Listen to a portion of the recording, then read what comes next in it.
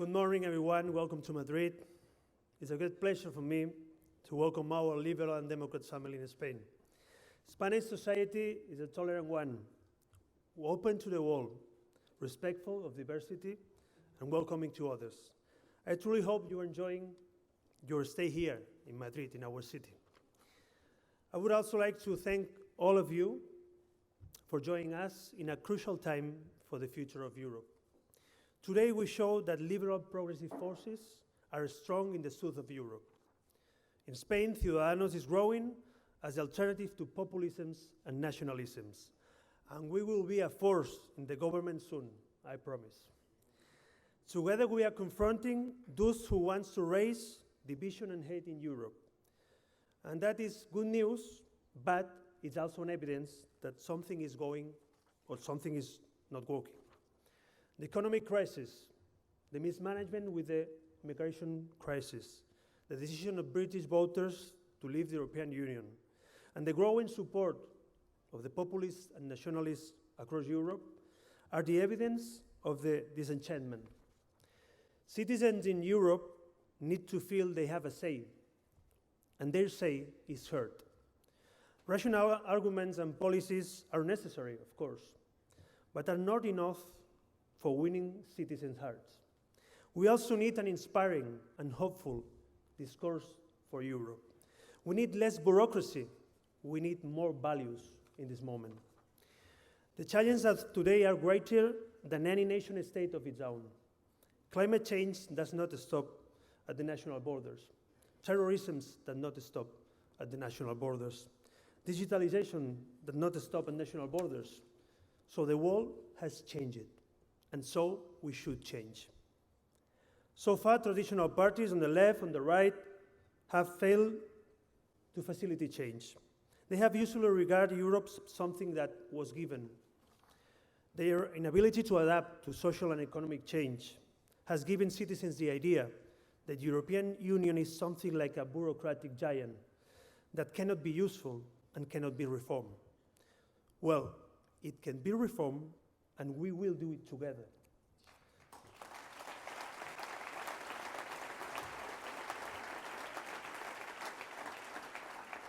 We have also seen how populisms and nationalisms have managed to get more and more support in national elections. On the left, we have seen how these ideas are already in governments in Greece, in Italy with extremists of Liga, and here in Spain, in alliance with the socialist government. On the right, these ideas are present in all German state parliaments and most national parliaments and ruling in Italy, Poland, Austria, or Hungary. Now we have a confrontation between two visions of Europe. One that primes national self-interest over our collective project, and the other, our proposal, that primes the common ground over what divides us. It's just the difference between the ones who want to destroy the European Union and the ones who want to relaunch the European dream.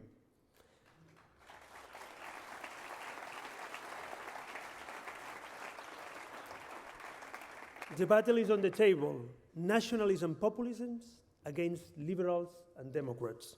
We must lead the alliance between moderated European people. We must beat the extremist forces in the polls in May. We must convince Europeans that our values, union, equality, liberty, are better for our society than the counter-values of them that can destroy our continent like some decades ago. And what now? We are at an historical moment. We are going to the polls next year in order to choose what kind of Europe we want to live in. The European Parliament elections of May will shape our future, and we have a unique opportunity to respond to citizens' demand. What are they waiting for? Well, I think it's very simple. They want a Europe that works. They want a Europe that works, and we must do it. And how can we do that?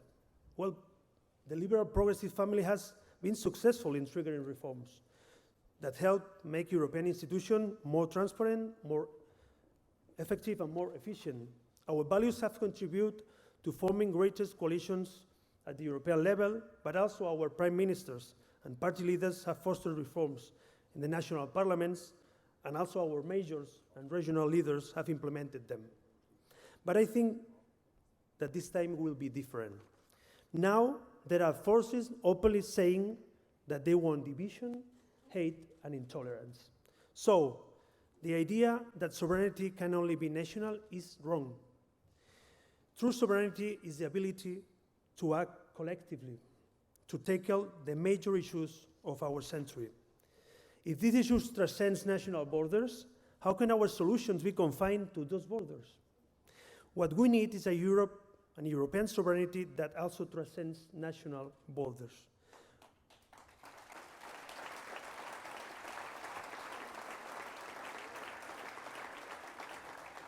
We need to unite people from all the European countries who want to defend our values, who defend our open societies, and who defend our open economies. We need to bring along citizens and movements committed to reforming Europe while preserving its fundamental values. We need to build a stronger and broader alliance of centrists to conquer the hearts and the minds of the voters. And I am convinced that ALDE must be at the core of that alliance.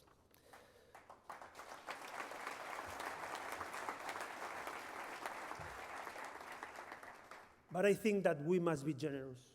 I think that to be stronger, we must be generous.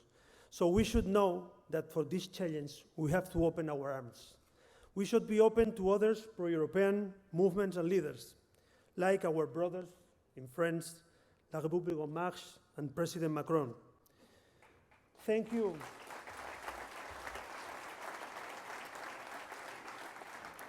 Astrid is with us. Thank you for accepting our invitation. Thank you for being in Madrid with us. If we are together, we are stronger. And I am sure that we will be successful. And then Europe will be a better place to live in. Now let me explain.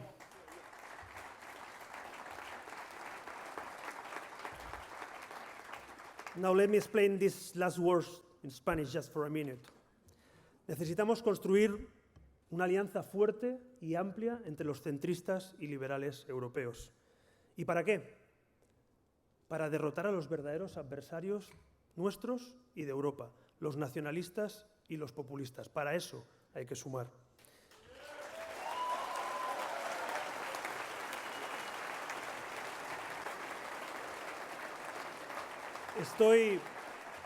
Estoy convencido que el núcleo duro, el corazón de esa alianza es ALDE, son los liberales demócratas.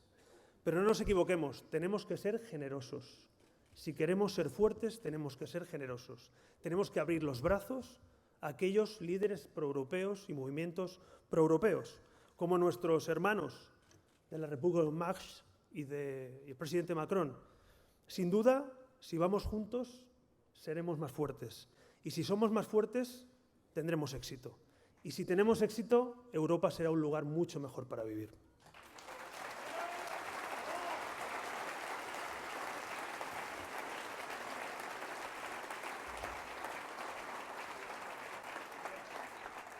This new alliance has to make possible a new beginning for Europe, a project that will renew the promises of our founding values: peace, prosperity, freedom, and solidarity, while providing a response to the challenge of our future. In these historic times, we need to bring together all those convinced that openness, tolerance, and democracy, and the rule of law must be the driving forces in the new Europe. This Europe will be defined by progress and shaped by reforms, delivering an Europe that is sovereign and able to defend its interests, but also to protect our citizens. I am willing to compromise, and we have been actively working with our teams to create this broad alliance of pro-European forces, leaving aside our difference. That is precisely what the liberals, Democrats represent. That is precisely what we have to do in the coming months. I am willing to build bridges, not to build walls. And I think that I am willing to find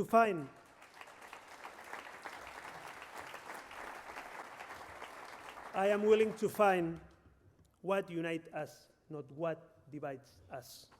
is the moment. Now, let's go to the work. Now, let's change Europe together. Europe is our future. Thank you.